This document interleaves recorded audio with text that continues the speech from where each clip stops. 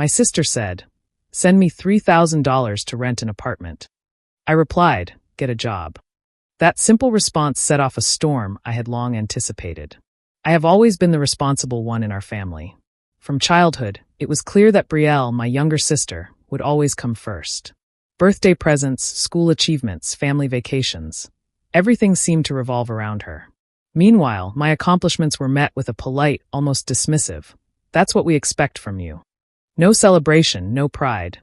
Just an expectation that I would always provide and manage my life perfectly while Brielle coasted along. I worked tirelessly for years to build a stable life. I saved every dollar I could, rented a small condo, and slowly made a home for myself. Brielle, on the other hand, seemed to float through life without effort. Whenever she needed something, she would turn to me, treating my bank account like it existed solely for her benefit. I helped with school fees, car repairs, rent, vacations, anything she demanded. And every time, my parents applauded her resourcefulness while shrugging off my hard work as normal. The final straw came in the form of a text. Brielle needed $3,000 for an apartment deposit. My first instinct was exhaustion, not anger. How many times had I bailed her out? How many sacrifices had I made while she treated money as a limitless resource? I typed a reply that surprised even me. "Get a job." Almost immediately, my phone rang. It was my parents. But instead of concern, they lashed out, their voices heavy with guilt-tripping and veiled threats. They painted me as ungrateful, heartless, and selfish. They made it clear that in their eyes, I existed to fund Brielle's lifestyle, not as a daughter with my own life, my own dreams, and my own needs. As I listened, I felt something shift inside me. The years of silent frustration, the endless giving without recognition, and the constant favoritism toward Brielle culminated in this moment of clarity. I realized I had been supporting a family that saw me as a bank rather than a person. The unfairness and the exploitation were glaringly obvious. For the first time, I felt a sense of empowerment. No longer would I allow my generosity to be taken for granted. No longer would I be expected to quietly sacrifice while Brielle and my parents lived at my expense. That single text, and my honest reply, became the turning point. It was not just about money. It was about respect, boundaries, and finally valuing myself in a family that had long undervalued me. That night, I sat on my couch, my hands trembling slightly as I stared at my laptop. The calls from my parents still echoed in my mind, full of guilt and anger, but something inside me had finally shifted. I saw everything clearly. For years, I had been giving and sacrificing, covering bills and making life easier for my family, while they barely noticed my struggles. I realized I had been supporting people who didn't care about me, and I knew I couldn't do it anymore. I made a decision that would change everything. I would no longer be the background character in their lives. I would no longer let my hard work fund their comfort while I got nothing in return. I opened my banking app and began canceling every automated payment I had set up for them. The premium cable, their phone bills, the streaming subscriptions. I ended all of it in a single evening. With each click, I felt a mix of fear and relief washing over me. It was simple, but it was mine. I was taking back control of my life. I knew the storm would come. My parents would call, complain, maybe even threaten. Brielle would probably text me 100 times, begging or yelling. But for the first time, I felt ready. I had chosen myself, and that mattered more than anything else. I double-checked every account to make sure nothing slipped through. Each step reminded me of my own worth. I had worked hard for my condo, for my savings, for the small peace I had created in my life. I couldn't let them take that from me anymore. I could feel the tension in my chest slowly ease, replaced with a quiet strength I hadn't felt in years. By the time I closed my laptop, a new calm had settled over me. It wasn't happiness exactly, but a firm determination. I had drawn a line, and I had done it on my own terms. I was finally standing up for myself. That night, for the first time in years, I slept without the weight of endless demands pressing down on me. I felt free in a way I never had before, and I knew I would never give that freedom up again. My phone started ringing nonstop the moment I finished cutting off the payments. Calls, texts, notifications, all at once. I took a deep breath and tried to stay calm. My mom, Cora, was the first to call.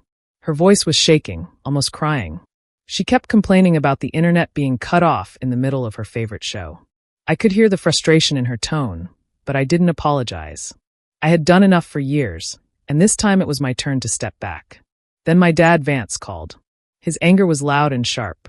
He ranted about how he couldn't pay for the new tires he had just bought, and how it was my fault he had to handle things himself. I listened quietly, letting him vent. For years, I had been the one keeping their life easy, and now they were forced to face the consequences of managing on their own.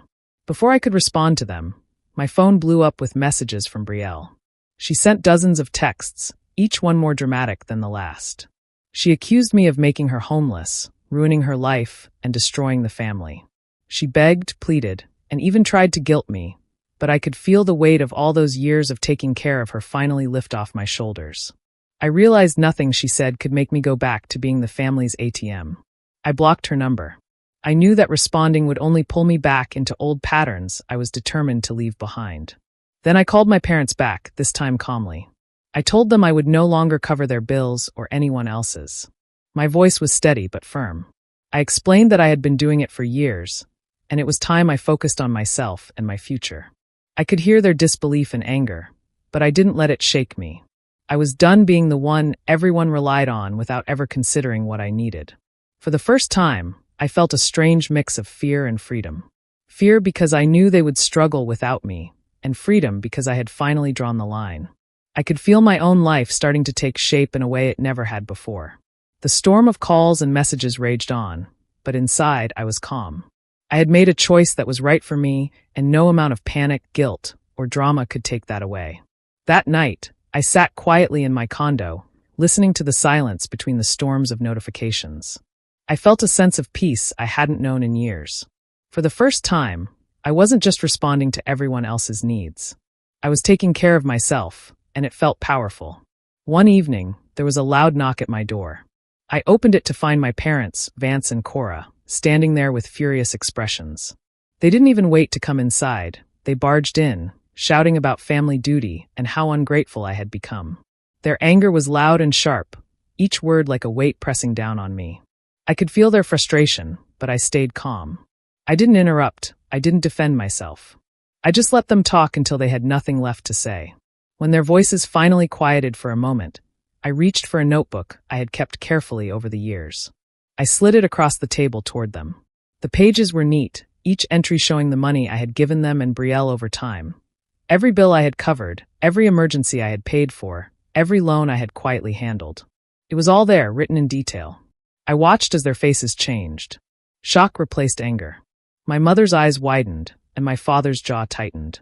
The proof was undeniable. For the first time, they could see exactly how much I had done for them, how much I had sacrificed, and how much they had relied on me without gratitude. The room went silent except for the faint rustle of the notebook pages. I didn't say a word. I didn't need to. The truth spoke louder than anything I could say. They stared at the numbers, realizing that their expectations and their anger were misplaced. They had been taking me for granted all along, assuming my generosity was endless. Now, faced with clear evidence, they had no words left to defend themselves. After a long pause, they got up to leave. There were no apologies, only a heavy mixture of shame and lingering anger. I didn't try to convince them or ask for recognition. I simply let them go. I knew that things had changed forever. The balance had shifted, and I was no longer the person they could rely on without question. As the door closed behind them, I felt a quiet sense of relief. The confrontation had not been easy, but it was necessary. The dynamic in our family had finally shifted, and for the first time, I felt like I was standing on equal ground. I didn't need their approval or their thanks. I had shown the truth, and that alone was enough. It didn't take long for the truth about Brielle's apartment to come out. I learned that she hadn't been planning to rent a place at all. She had been kicked out of her friend's apartment after pawning their electronics to get money for herself. The $3,000 she asked from me wasn't for rent. It was to cover her mistakes and keep up her careless lifestyle. Hearing this, I felt a mixture of frustration and clarity. Brielle had lied, manipulated, and taken advantage of me for years, and now the consequences had finally caught up to her. She was truly on her own, homeless and without support. Every friend she had leaned on before had turned away. The bridges she thought she could cross freely were all burned. Later that evening, my phone started ringing. Brielle's name flashed on the screen, and I felt a cold sense of finality. I knew exactly what she would say: plead, beg, or try to guilt me into sending her money. I let the phone ring, Each was a reminder of the choices I had made. I understood that helping her now would only let her continue the same cycle of irresponsibility. She needed to face the reality of her actions, just as I had finally faced mine. I watched her attempt silently. There was no anger in me anymore, only a firm resolve. I had spent years enabling her, giving her what she didn't earn, and protecting her from consequences. But now, the lesson had to come from life itself. I would not step in to save her from her mistakes because I knew it wouldn't teach her anything. As the calls and texts kept coming, I felt a strange sense of calm. Brielle's downfall was not something I wanted, but it was necessary. Her past decisions had led her here, and she had to learn the value of responsibility on her own. I had done my part in supporting her, and now it was her turn to face the results of her choices. I looked around my condo and realized how different things were for me. I had stability, security, and the ability to make my own decisions without being dragged into someone else's chaos. Brielle's failure was a mirror of what happens when someone refuses to take responsibility for their life. I felt no guilt in stepping back. I had given enough, and now it was time for her to face the truth. That night, I put my phone down and sat quietly. The sense of relief was strong, even though I knew Brielle was struggling. I understood that this was a turning point, not just for her, but for me as well. I had finally stopped being a crutch for someone who didn't deserve it, and for the first time in years, I felt completely free. One afternoon, while I was at work, I noticed someone standing hesitantly at the door. It was Brielle, but she didn't look like herself. Her clothes were wrinkled, her hair messy, and there was a hollow sadness in her eyes. This wasn't the usual drama or exaggerated complaints she used to make. This was real. She had hit rock bottom, and it showed in every movement, every glance. She walked over slowly, her voice quiet and shaky. She told me that Mom and Dad had finally refused to help her.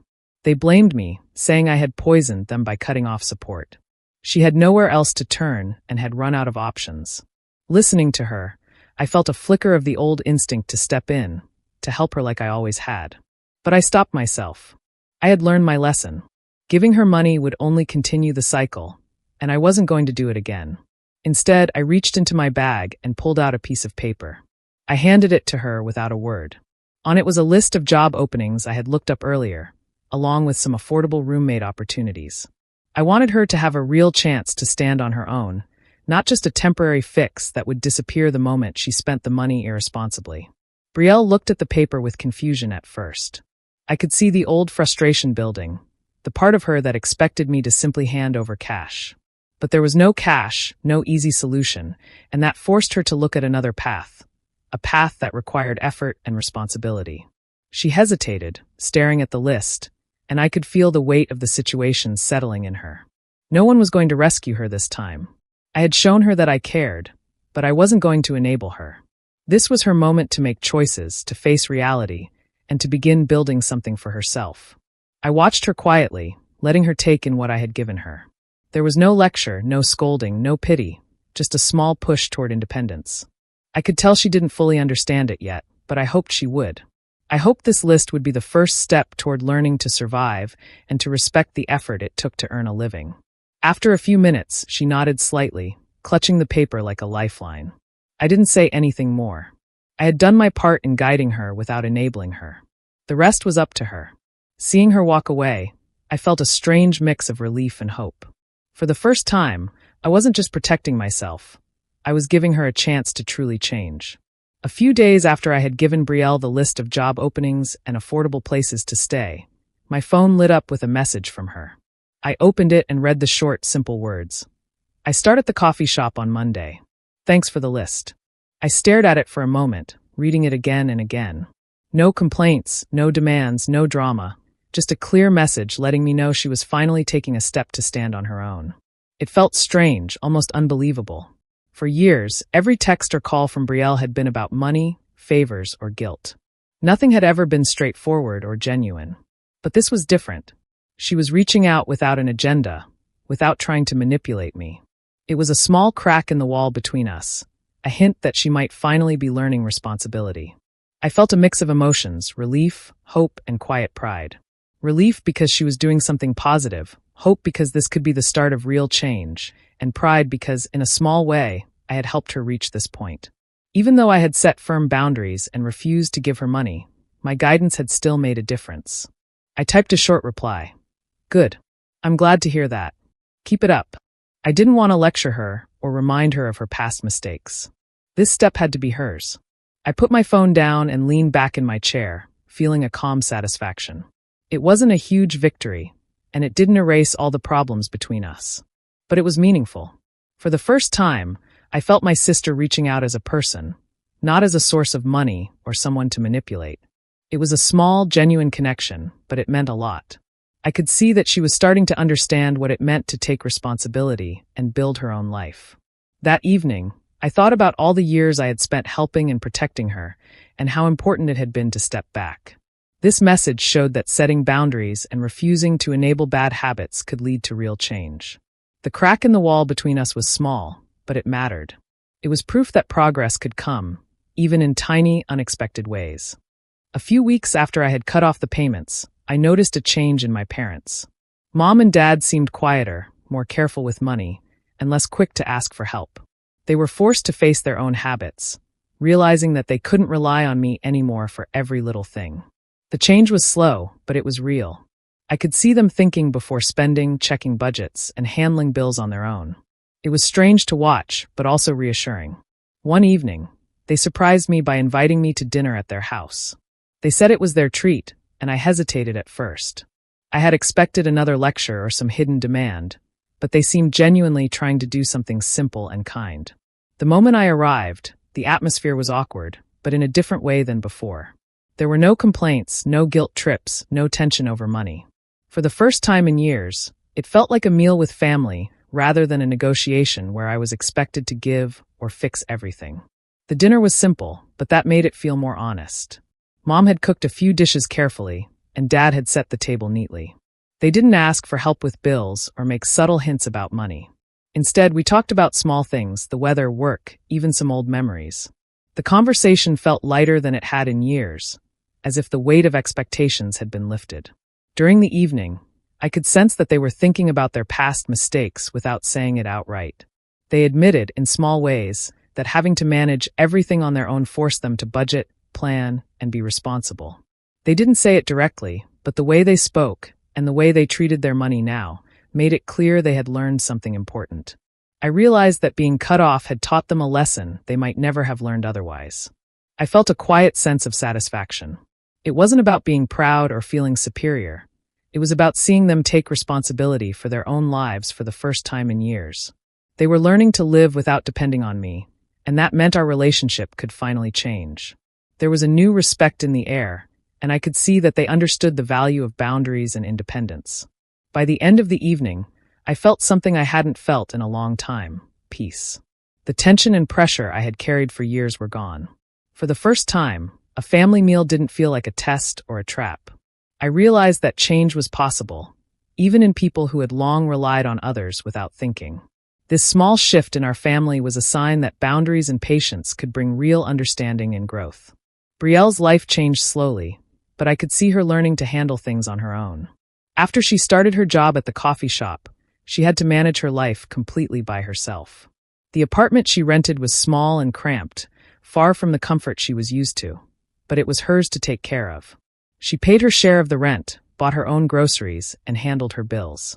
Every dollar mattered now, and I could see her starting to understand the value of money in a way she never had before. At first, I could tell it was hard for her. She came home tired some nights, realizing she couldn't rely on me or anyone else to fix her problems. But slowly, she began to take pride in her work and in keeping her apartment running. She was learning independence, and I watched it quietly, feeling a mix of relief and satisfaction. This was different from before, when I had always given her a way out. Now, she was facing consequences and shaping her own future. At the same time, my own life was changing. Without Brielle constantly asking for money and my parents pressuring me to cover their bills, I could finally focus on myself. I saved more money than I ever had before, and my condo felt calmer and lighter. My phone wasn't a source of stress, filled with constant demands. I could finally enjoy the peace I had worked so hard for, and it felt amazing. I began thinking more about my own goals and planning for the future. The money I used to give away so easily was now working for me. I could invest in my future, save for emergencies, and even treat myself without feeling guilty. The peace and security I felt were empowering. I realized I was finally living for myself, and no longer carrying the weight of other people's mistakes. Over time, I noticed real changes in both of us. Brielle, though still learning, was becoming responsible and independent. And I was stronger, calmer, and more focused on my own life. I felt proud of myself for finally setting boundaries and standing up for what I deserved. Watching her struggle and grow made me realize that stepping back had been the right choice. For the first time in years, I felt free, secure, and in control of my life, knowing that both of us were learning to live on our own terms. I sat in my condo one quiet morning, sipping my coffee and letting the sunlight spill across the room. I thought back over everything that had happened. The years of being taken for granted, the endless requests, the drama, and the constant pressure to provide. At first, cutting off my family felt harsh, but now I could see the truth. The choice I made wasn't about hurting anyone. It was about forcing them to stand on their own, to face their own responsibilities and grow. That was the real point of it all. Watching Brielle slowly change gave me a strange mix of pride and relief. She was learning to take care of herself, to earn her own money, and to respect the effort it took to survive. I could see it in the way she managed her apartment, in the way she went to work without complaining, and in the little messages she sent me that were no longer full of demands. Seeing her gain self-respect, even in small steps, felt like a reward for my patience and persistence. I realized that helping her grow without giving her an easy way out was more powerful than anything I could have done with money. My parents were different too. They were learning to manage their own lives, making decisions carefully, and finally taking responsibility for their actions. They had been forced to change because I refused to keep bailing them out. Their independence wasn't perfect, but it was real, and that was more satisfying than any argument or lecture I could have given them. It was proof that boundaries and tough choices could lead to growth, even in people who had relied on me for years. As I looked around my condo, I felt a deep sense of peace. The noise, the stress, and the constant demands were gone. I could enjoy my mornings without fear of calls, messages, or complaints. My money was secure, my space was calm, and I finally had the freedom to focus on myself. It was the first time in a long while that I truly felt in control of my life. The sweetest part of this journey wasn't revenge in the usual sense. I didn't need to punish anyone or burn bridges. The real victory came from building my own fortress, creating my own life, and watching my family learn to manage theirs. They were no longer dependent on me, and I was no longer weighed down by their mistakes. I had given them the chance to grow, and they were taking it. Sitting there, I realized that this was the ultimate payoff. I had learned the power of boundaries, patience, and letting people face their own consequences. I smiled softly, feeling a calm confidence that I had never known before. The best revenge had been creating my own life and letting everyone else learn to build theirs. For the first time, everything felt right, and the peace I felt was more satisfying than I could have imagined. Do you think I made the right choice by standing up for myself and cutting off my family, or should I have kept helping them? Share your thoughts in the comments, and don't forget to subscribe for more stories.